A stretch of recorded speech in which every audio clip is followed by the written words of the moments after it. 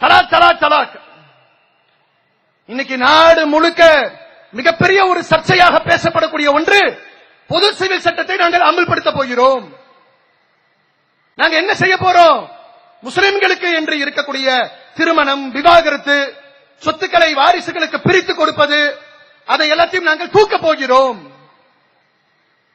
ஏன் என்று சொன்னால், அந்த சட்டங்கள் எல்லாம் இஸ்லாமிய பெண்களுக்கு மிகப்பெரிய கொடுமைகளை இழைக்கிறது. இஸ்லாமிய சட்டம் கொடூரமாக இருக்குன்னு காட்டணுமா?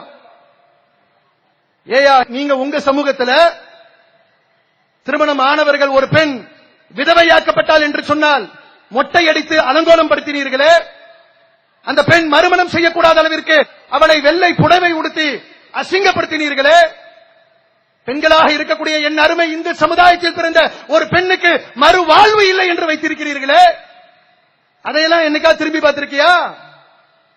இஸ்லாத்திலே மறுமணம் உண்டு. திருமணத்திற்கென்று கோடி கணக்கிலே வரதட்சணை கொடுக்கப்படுகிறது.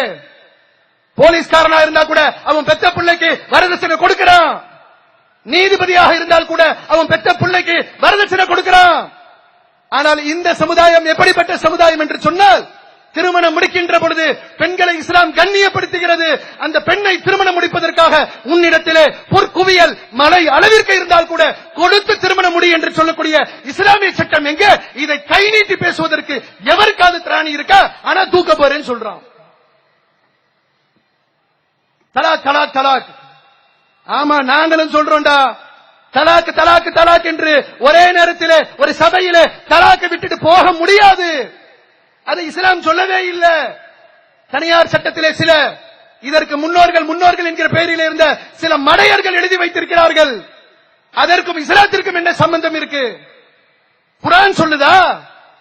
3 முறை ஒரே நேரத்தில் தலாக் விட்டுட்டு போன திருக்குர்ஆன் சொல்லுகிறதா? நபிகள் நாயகம் சொல்லி இருக்கிறார்களா? அப்படி என்றால் ஆட்சியாளர் என்ன பண்ணணும்? தனியார் சட்டத்தில் இப்படி சொல்லப்படுகிறது, இது இஸ்லாமிய சட்டம் தானா என்று எங்களிடத்தில் கேட்கணும்.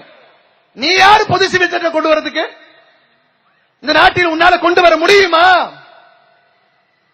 பொது சிவில் சட்டத்தை கொண்டு வருவது என்று சொன்னால் திருமணத்தை நம்ம முறைப்படி நாம் செய்ய முடியாதாம். விவாகரத்தை இஸ்லாமிய முறைப்படி குர்ஆனிலே சொல்லப்பட்டது போன்று நபிகள் நாயகம் சொன்ன வழியிலே நாம் விவாகரத்து செய்ய முடியாதாம். சொத்துக்களை அல்லாஹ் எப்படி பங்கிட வேண்டும் என்று திருக்குர்ஆனிலே சொல்லுகிறானோ அப்படி பங்கிட கூடாதாம். இனிமேல் நாம் எப்படி கல்யாணம் முடிக்கணும்னு இவன் நமக்கு பாடம் நடத்துவானா? நீ நடத்து. பெண்களுக்கு எதிராக தனியார் சட்டம் இருக்கிறது என்று தானே நீ கொண்டு வர காட்டுறோம். இந்த சமுதாயத்துடைய எதிர்ப்பு என்ன என்பதை இன்ஷா அல்லாஹ் நவம்பர் 6ஆம் தேதி நாங்க காட்டுறோம். அன்னைக்கு திரளுவார்கள் என் சமுதாய பெண்கள், லட்சக்கணக்கான பெண்கள் திரளுவார்கள். பொது சிவில் சட்டத்திற்கு என் சமுதாய பெண்கள் செருப்படி கொடுப்பார்கள். வா சந்திப்போம். இன்னும் சொல்லிக் கொள்கிறேன், அரசியலமைப்பு சட்டம் மத உரிமைகளை பேண சொல்லுகிறது.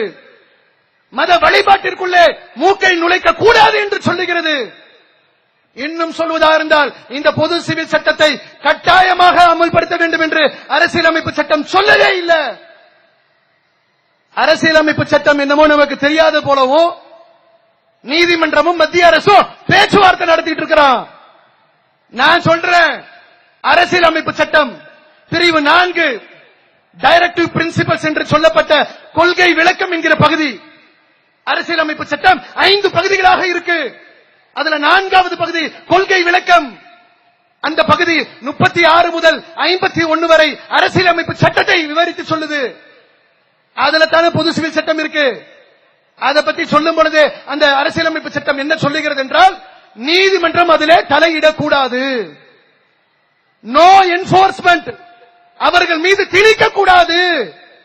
எந்த நீதிமன்றமும், ஏன் நாளைக்கு சுப்ரீம் கோர்ட் சொல்லுவான், கீழ்கோர்ட்டு, உயர் நீதிமன்றம் இதுதான் நுழையக்கூடாது, சுப்ரீம் கோர்ட் நுழையலாம் சொல்லுவான் என்பதற்காக அன்று சட்டம் இயற்றியவர்களே மிக தெளிவாக சொல்லுகிறார்கள், எந்த நீதிமன்றமும் பொது சிவில் சட்டத்தை எவர்கள் மீதும் திணிக்க கூடாது என்று சொல்லுகிற பொழுது நீ என்ன பண்ண பார்க்கிற? இஸ்லாமிய சட்டம் என்பது மக்களை கொடுமைப்படுத்துகிறது, பெண்களுக்கு எதிராக இருக்கிறது. அதனால் இஸ்லாமிய பெண்களை விடுவிப்பதற்காக, சுதந்திரப்படுத்துவதற்காக பொது சிவில் சட்டத்தை கொண்டு வருகிறோம் என்று நீ சொல்றியே. நாங்க இப்ப சொல்றோம், இந்த நாட்டிலே வாழுகிற 25 கோடி முஸ்லிம்களும் ஒருவேளை உன் கை உயர்ந்து நீ பொது சிவில் சட்டத்தை சட்டம் என்று அறிவித்தாலும் ஒரே ஒரு முஸ்லிம் கூட உன் சட்டத்தை கடைபிடிக்க மாட்டோம் இன்ஷா அல்லாஹ். எங்களை படைத்திருக்கக்கூடிய எங்கள் இறைவன் எங்கள் மீது ஒரு சட்டத்தை அருள் இருக்கக்கூடிய நேரத்தில் அந்த சட்டத்திற்கு எதிராக எவன் சட்டம் போட்டாலும் அந்த சட்டத்தை தூக்கி எறிவோம் இன்ஷா அல்லாஹ்.